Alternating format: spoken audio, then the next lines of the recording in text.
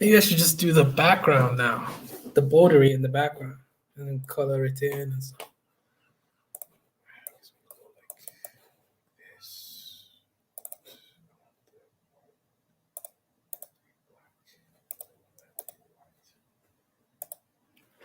Which means, do we want a border? Okay, cool. Red border or pink border? You can go with pink, but I don't know if that's not pink. Pink doesn't work, man. That's not gonna do it. Size is too much.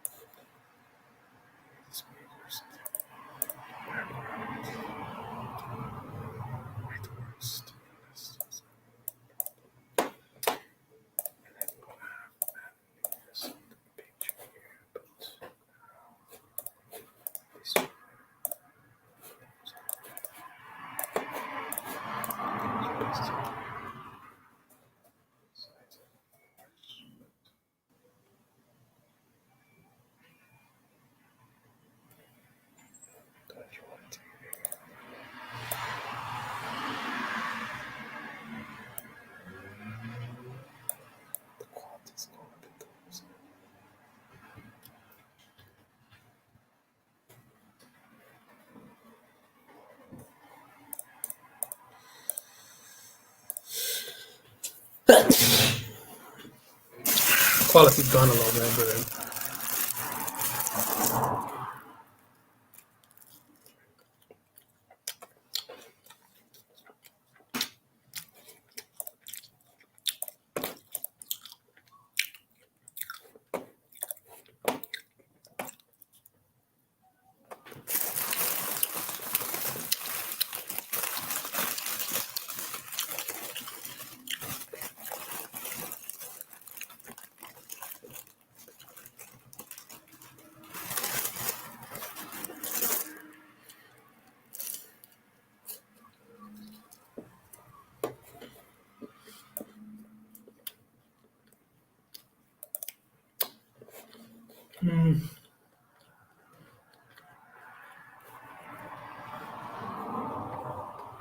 okay, that works.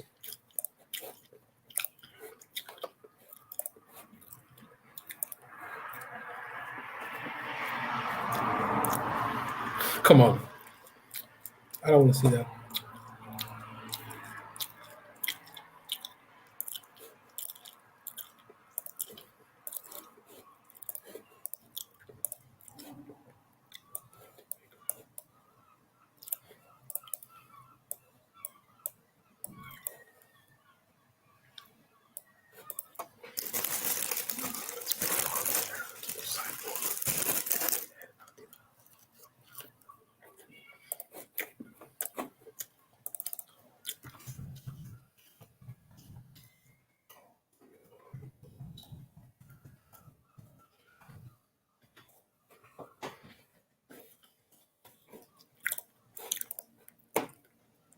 You have to mention Valentina's name.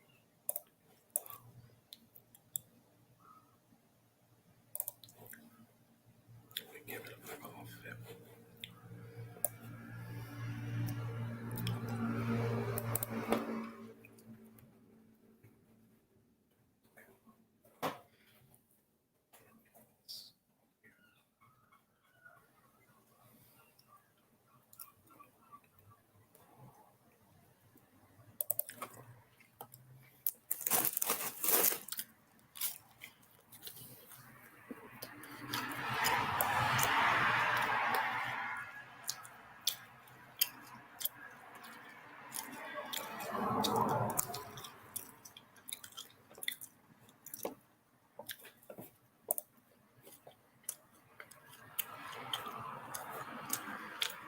I mean, cropping it would probably be better.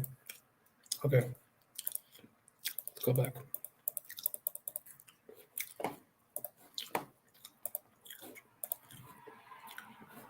Oh, we could just have a face there. This one's fine.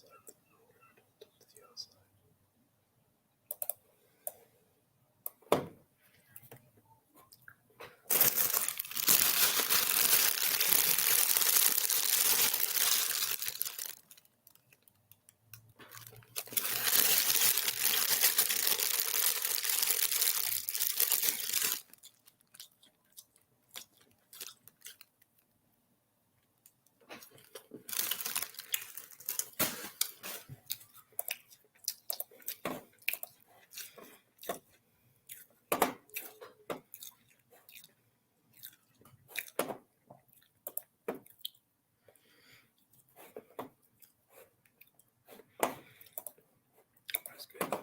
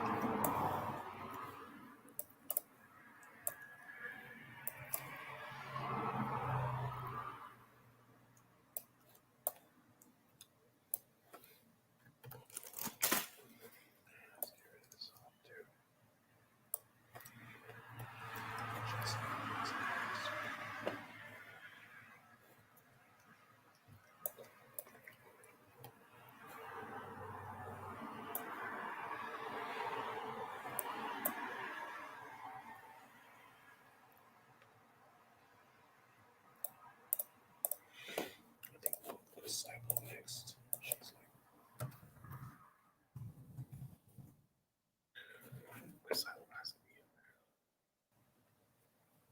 Future generations that the men of the German resistance movement dared to take the decisive step and to hazard their lives upon it. Compared with this object, nothing else matters. This inspired answer settled the matter and revived the spirits and dissolved the doubts of Stauffenberg and his young friends. The threatened collapse of the fronts in Russia, France, and Italy impelled the plotters to act at once. Another event helped to speed them on their way. From the beginning, the Beck-Girdler-Hassel circle had declined to have anything to do with the communist underground, and vice versa. To the communists, the plotters were as reactionary as the Nazis, and their very success might prevent a communist Germany from succeeding a National Socialist one. Beck and his friends were well aware of this communist line, and they knew also that the communist underground was directed from Moscow and served chiefly as an espionage source for the Russians. Furthermore, they knew that it had become infiltrated with Gestapo agents. V-men, as Heinrich Müller, the Gestapo chief and himself a student and admirer of the Soviet NKVD, called them. This came out in the Rote Kapelle affair in 1942, when the Abwehr discovered a large number of strategically placed Germans, many of them from old prominent families, running an extensive espionage network for the Russians. At one time, they were transmitting intelligence to Moscow over some 100 clandestine radio transmitters in Germany and in the occupied countries of the West. The leader of the Rote Kapelle, Red Orchestra, was Harold Schulze-Boysen, a grandson of Grand Admiral von Tirpitz, a picturesque leader of the lost generation after the First World War, and a familiar bohemian figure in those days in Berlin, where his black sweater, his thick mane of blonde hair, and his passion for revolutionary poetry and politics attracted attention. At that time, he rejected both Nazism and communism, though he considered himself a man of the left. Through his mother, he got into the Luftwaffe as a lieutenant at the outbreak of the war, wormed himself into Goering's research office, the Forschungsamt, which, as we have seen in connection with the Anschluss, specialized in tapping telephones. Soon he was organizing a vast espionage service for Moscow, with trusted associates in every ministry and military office in Berlin. Among these were Arvid Harnack, nephew of a famous theologian, a brilliant young economist in the Ministry of Economics, who was married to an American woman, Mildred Fish, whom he had met at the University of Wisconsin, Franz Schellaha in the Foreign Office, Horst Heilmann in the Propaganda Ministry, and Countess Erika von Brockdorf in the Ministry of Labor. Two Soviet agents who parachuted into Germany and were later apprehended gave the Rote Kapelle away, and a large number of arrests followed. Of the 75 leaders charged with treason, 50 were condemned to death, including Schulze-Boysen and Harnack. Mildred Harnack and Countess von Brockdorf got off with prison sentences, but Hitler insisted that they be executed too, and they were. To impress would-be traitors, the Führer ordered that the condemned be hanged. But there were no gallows in Berlin, where the traditional form of execution was the axe, and so the victims were simply strangled by a rope around their necks, which was attached to a meat hook, borrowed from an abattoir, and slowly hoisted. From then on, this method of hanging was to be employed as a special form of cruelty on those who dared to defy the Führer. In June, the plotters, against the advice of Girdler and the older members, decided to contact the communists. This was at the suggestion of the socialist wing, and especially of Adolf Reichwein, the socialist philosopher and celebrated Wandervogel, who was now director of the Folklore Museum in Berlin. Reichwein had maintained vague contacts with the communists. Though Stauffenberg himself was suspicious of them, his socialist friends, Reichwein and Labour, convinced him that some contact with them had become necessary in order to see what they were up to, and what they would do in case the putsch succeeded, and if possible, to use them at the last moment to widen the basis of the anti-Nazi resistance. Reluctantly, he agreed to Labour and Reichwein meeting with the underground communist leaders on June 22nd, but he warned them that the communists should be told as little as possible. The meeting took place in East Berlin between Labour and Reichwein, representing the socialists, and two individuals named Franz Jakob and Anton Sevko, who claimed to be, and perhaps were, the leaders of the communist underground. They were accompanied by a third comrade whom they introduced as Rambo. The communists turned out to know quite a bit about the plot against Hitler and wanted to know more. They asked for a meeting with its military leaders on July 4th. Stauffenberg refused, but Reichwein was authorized to represent him at a further meeting on that date. When he arrived at it, he, along with Jakob and Zevko, were promptly arrested. Rambo, it turned out, was a Gestapo stool pigeon. Next day, Labour, on whom Stauffenberg was counting to become the dominant political force in the new government, was also arrested. All four, Labour, Reichwein, Jakob, and Zevko, were executed. Stauffenberg was not only deeply upset by the arrest of Labour, with whom he had become a close personal friend and whom he regarded as indispensable to the proposed new government, but he saw at once that the whole conspiracy was in dire peril of being snuffed out now that Himmler's men were so close on its trail. Leber and Reichwein were courageous men and could be counted on, he thought, not to reveal any secrets, even under torture. Or could they be? Some of the plotters were not so sure. There might be limits beyond which even the bravest man could not keep silent when his body was being racked by insufferable pain. The arrest of Leber and Reichwein was a further spur to immediate action. The coup of July 20th, 1944. Toward the end of June, the plotters received one good stroke of fortune. Stauffenberg was promoted to full colonel and appointed chief of staff to General Fromm, the commander-in-chief of the Home Army. This post not only enabled him to issue orders to the Home Army under Fromm's name, but gave him direct and frequent access to Hitler. Indeed, the Fuhrer began to summon the chief of the replacement army, or his deputy, to headquarters 2 or 3 times a week to demand fresh replacements for his decimated divisions in Russia. At one of these meetings, Stauffenberg intended to plant his bomb. Stauffenberg had now become the key man in the conspiracy. On his shoulders alone rested its only chance for success. As the one member of the plot who could penetrate the heavily guarded Fuhrer headquarters, it was up to him to kill Hitler. As chief of staff of the replacement army, it would have to be left to him, since Fromm had not been won over completely and could not be definitely counted on, to direct the troops that were to seize Berlin after Hitler was out of the way. And he had to carry out both objectives on the same day and at 2 spots separated by 200 or 300 miles. The Fuhrer's headquarters, whether on the Obersalzberg or at Rastenburg, and Berlin. Between the first and the second acts, there must be an interval of 2 or 3 hours while his plane was droning back to the capital, during which he could do nothing but hope that his plans were being energetically initiated by his Confederates in Berlin. That was one trouble, as we shall shortly see. There were others. One seems to have been an almost unnecessary complication that sprang up in the minds of the now desperate conspirators. They came to the conclusion that it would not suffice to kill Adolf Hitler. They must at the same time kill Goering and Himmler, thus ensuring that the military forces under the command of these 2 men could not be used against them. They thought, too, that the top generals at the front who had not yet been won over would join them more quickly if Hitler's 2 chief lieutenants were also done away with. Since Goering and Himmler usually attended the daily military conferences at the Fuhrer headquarters, it was believed that it would not be too difficult to kill all 3 men with 1 bomb. This foolish resolve led Stauffenberg to miss 2 golden opportunities. He was summoned to the Obersalzberg on July 11th to report to the Fuhrer on the supply of badly needed replacements. He carried with him on the plane down to Berchtesgaden one of the Abwehr's English-made bombs. It had been decided at a meeting of the plotters in Berlin the night before that this was the moment to kill Hitler, and Goering and Himmler as well. But Himmler was not present at the conference that day, and when Stauffenberg, leaving the meeting for a moment, rang up General Olbricht in Berlin to tell him so, stressing that he could still get Hitler and Goering, the general urged him to wait for another day when he could get all 3. That night, on his return to Berlin, Stauffenberg met with Beck and Olbricht and insisted that the next time he must attempt to kill Hitler, regardless of whether Goering and Himmler were present or not. The others agreed. The next time was soon at hand. On July 14th, Stauffenberg was ordered to report the next day to the Fuhrer on the replacement situation. Every available recruit was needed to help fill the gaps in Russia, where Army Group Center, having lost 27 divisions, had ceased to exist as a fighting force.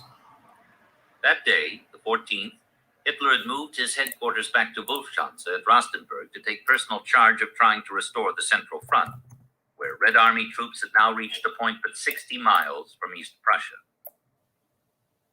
Again, on the morning of July 15th, Colonel Stauffenberg set out by plane for the Fuhrer's headquarters with a bomb in his briefcase.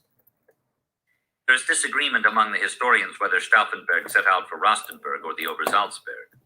The 2 most authoritative German writers on the subject, Eberhard Zeller and Professor Gerhard Ritter, give contradictory accounts.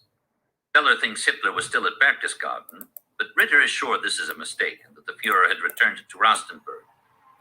Unfortunately, Hitler's daily calendar book, which has proved an unfailing guide to this writer up to this point, was not captured intact and does not cover this period. But the best evidence, including a report on Stauffenberg's movements drawn up at Fuhrer headquarters on July 22nd, indicates pretty conclusively that on July 15th, Hitler was at Rastenburg and that it was there that Stauffenberg planned to kill him.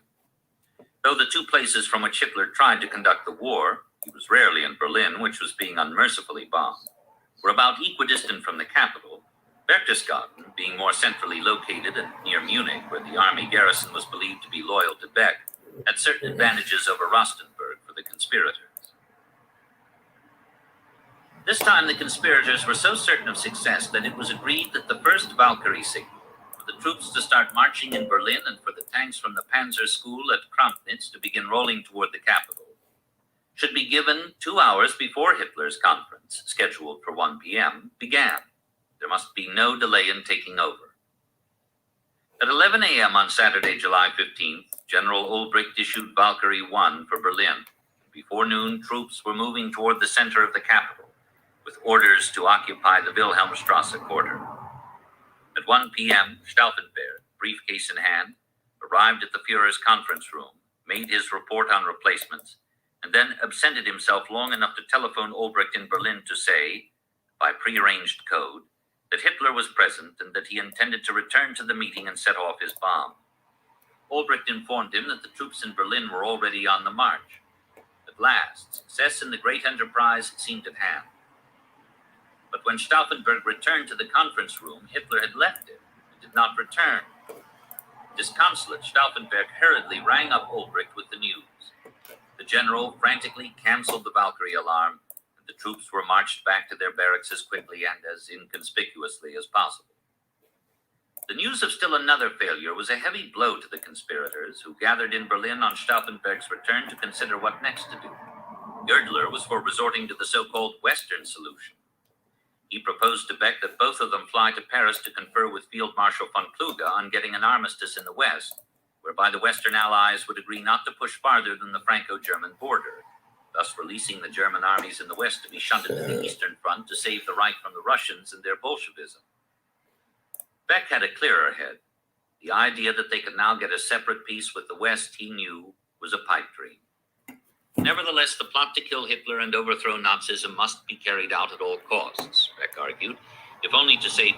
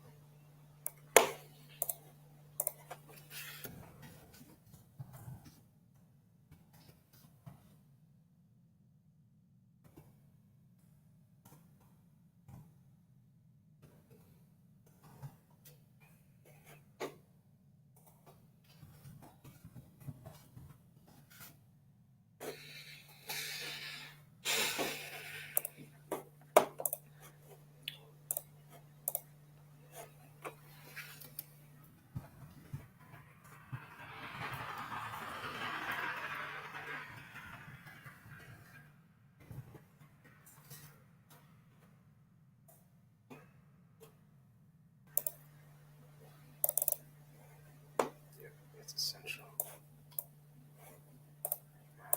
Species. Essential. Essential.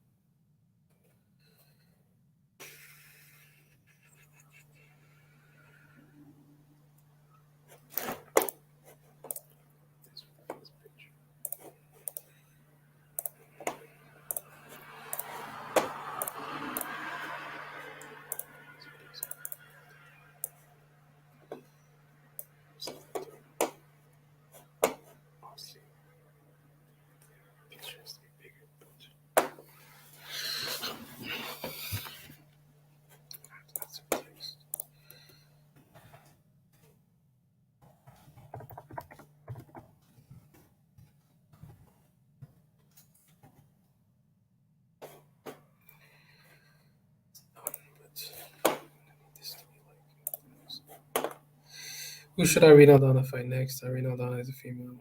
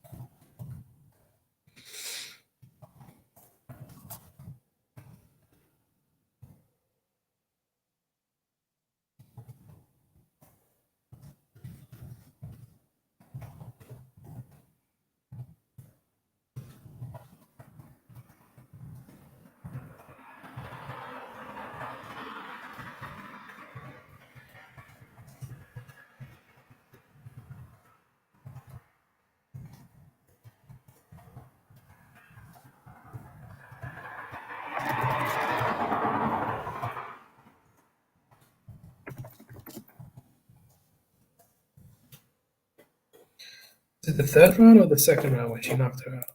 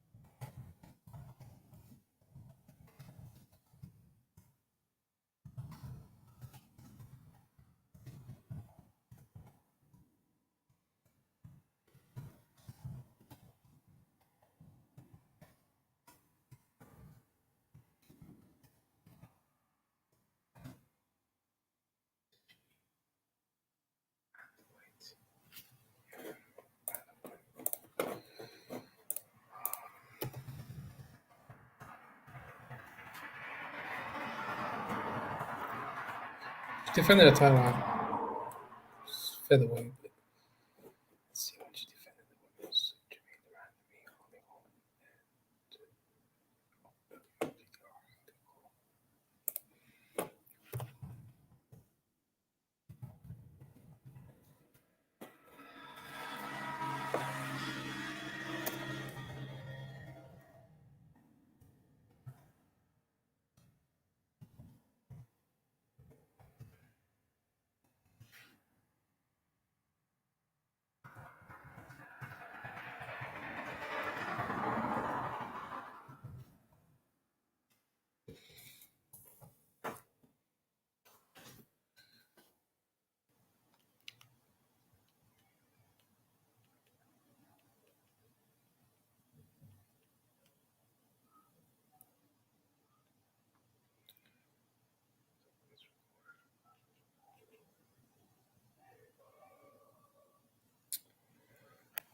Who should Irene Aldana fight next?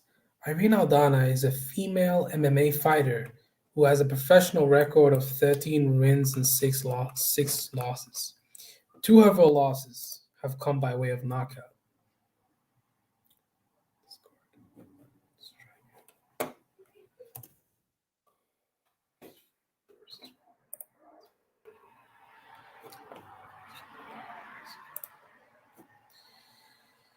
Hello guys, welcome back. Now, Irene Aldana is a female MMA fighter who is from Culiacan, Sinaloa, Mexico.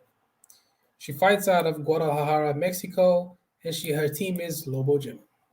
Now, she's a very good fighter.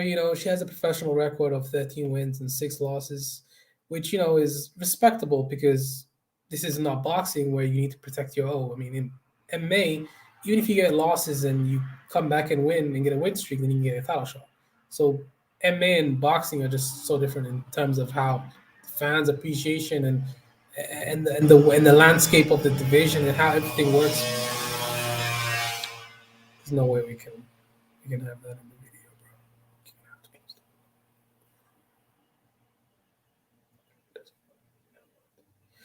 bro. It has to be at least 8 minutes. Why not?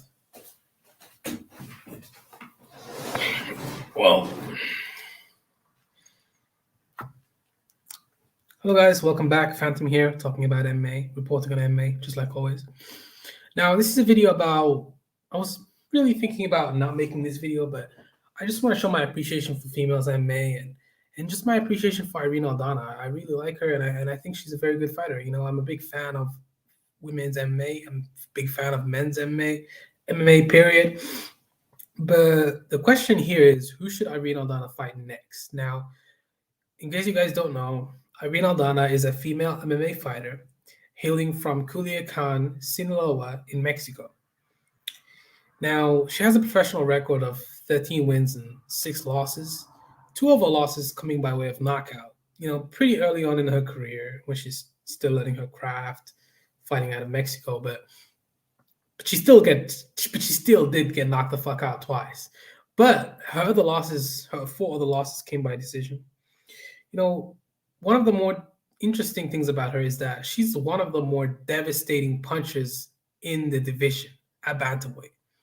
Because of her unique boxing style and patented left hook, she also has a very good body punching attack.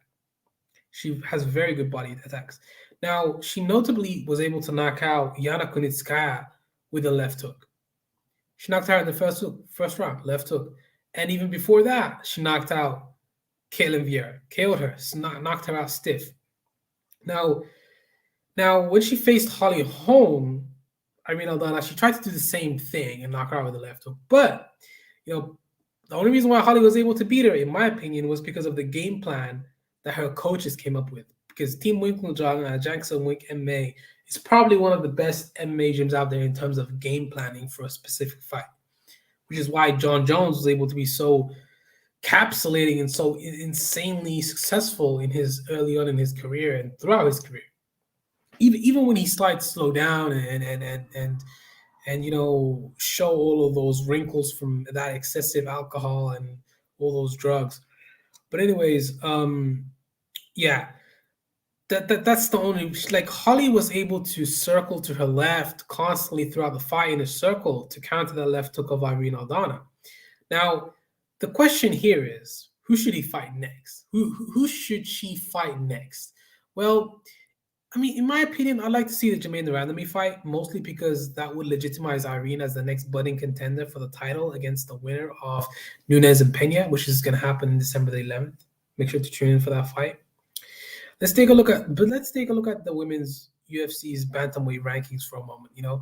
Irene Aldana, she's ranked number 2 right now. With just Holly Holm sitting at number 1. I don't think Irene should fight Holly in a rematch because, to be honest, let's face it, she got dominated 5 rounds to nothing, in my opinion. I mean, Holly was just circling, and every time Irene Aldana would come into range to try and counter, she would get hit with a spinning kick to the body, and then that would push her back, and then she'd have to constantly have to reset, not able to get an attack going. And then if she's able to evade those 2 things, then Holly comes in for the takedown and is able to get the takedown, even though Irene Aldana has a very good takedown defense, probably the best in the division, apparently, right? Now, what should happen then? I mean, I don't think the Holly fight doesn't really make any sense because she got dominated. I think I would like to see the Jermaine Durandamy fight then. And I know a lot of people are going to say, but that would mean that you're burying another contender. And Jermaine Durandamy, if she beats her, she doesn't really deserve to fight for the title. But if Irene Aldana wins the fight, then she deserves to fight Amanda Nunes.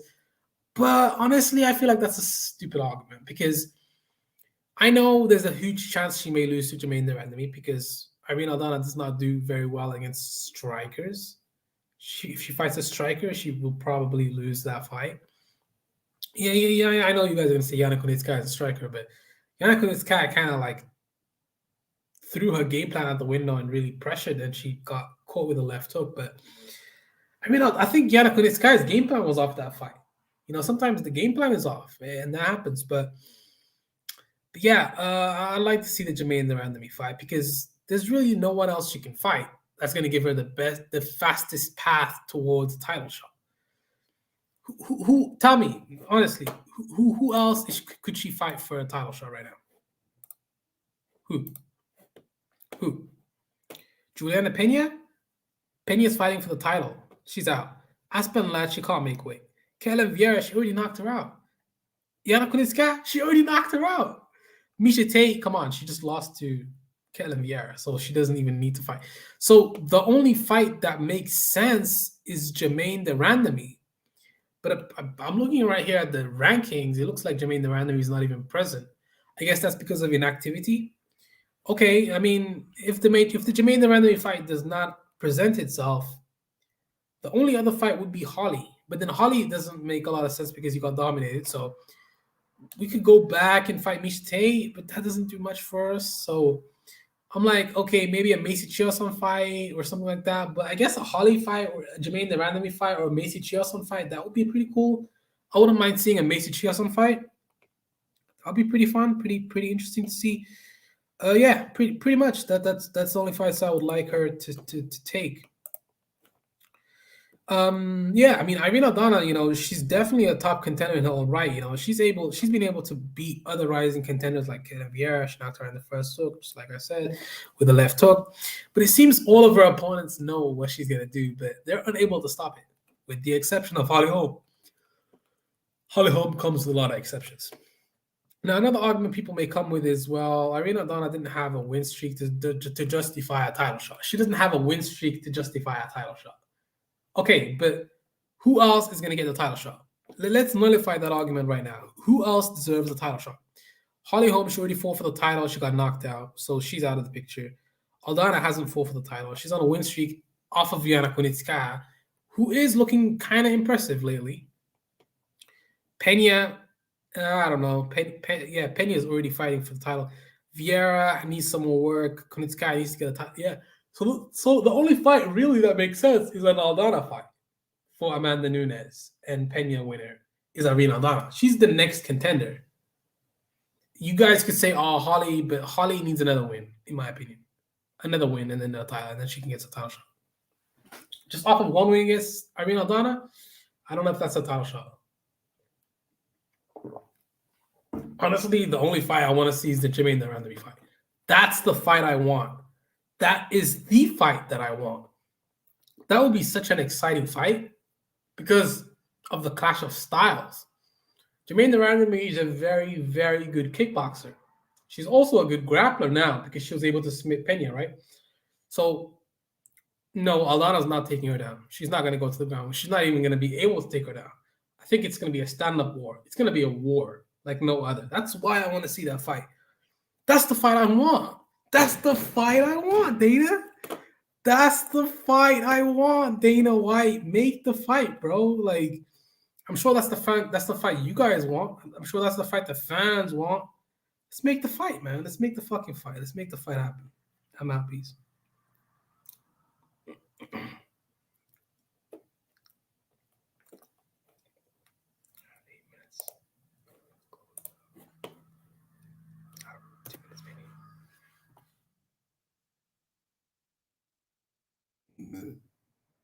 Phantom here. No, Irene Aldana is a female MMA fighter, body punching attack, a specific fight, which is why John Jones was able to be, mostly because that would legitimize Irene as the next budding contender for the title against the winner of Nunes and Pena, which is going to happen on December the 11th.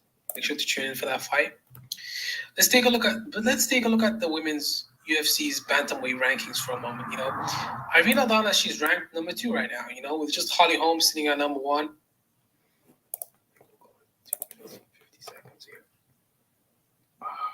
How long is that? 60, 120, plus 50, 170.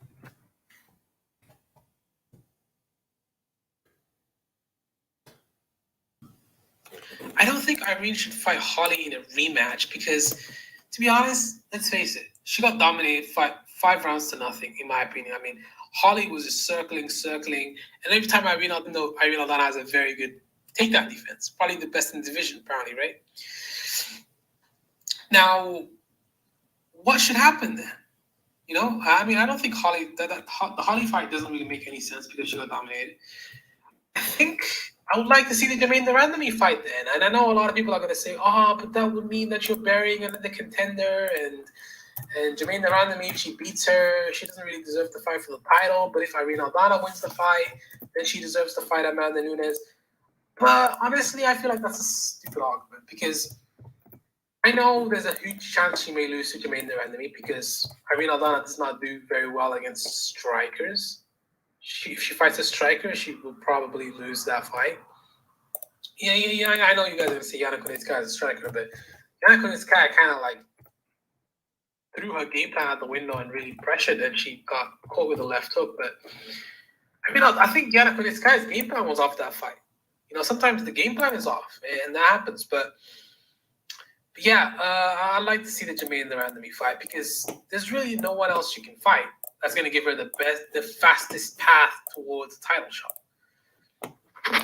Tell me honestly, who else could she fight for a title shot right now? Juliana Pena? Pena's fighting for the title. She's out. Aspen Ladd, she can't make weight. Kayla Vieira, she already knocked her out. Yana Kunitskaya, she already knocked her out. Misha Tate, come on, she just lost to Kayla Vieira, so she doesn't even need to fight.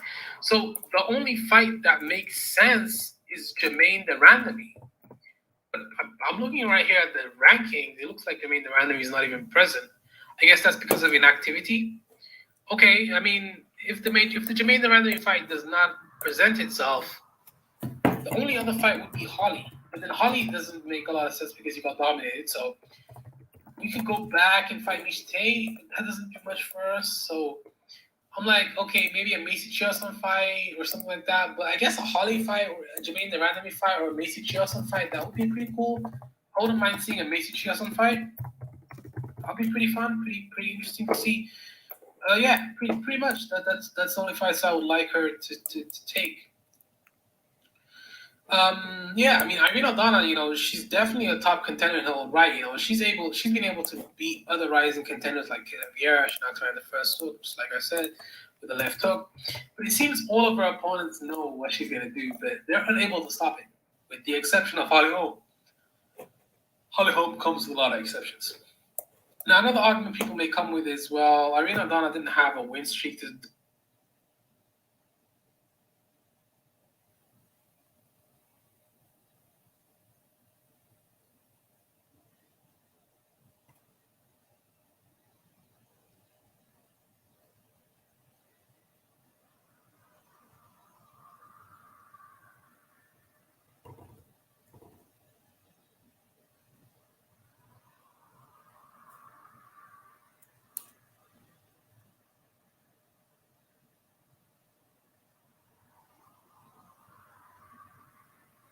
Why do they keep sending me this stuff?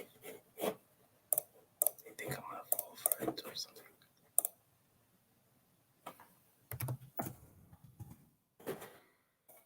Yes.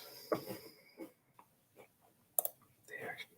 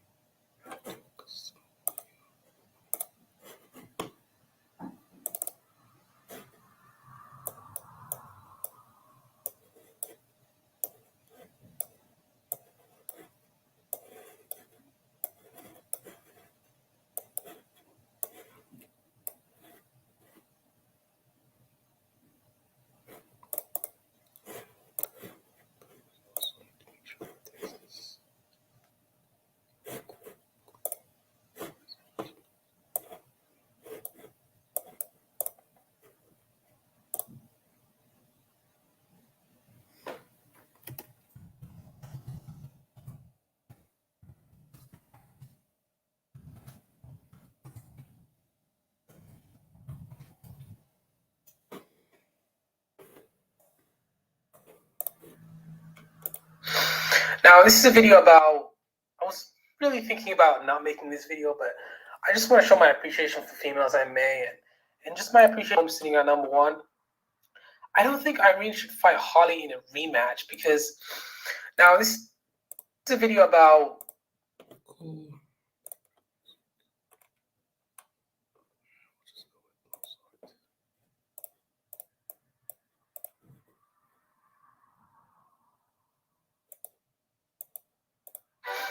Now, this is a video about.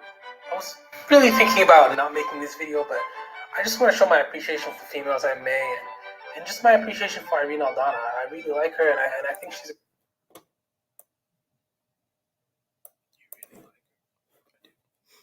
a very good fighter. I'm a big fan of women's MMA. I'm a big fan of men's MMA, period. The question here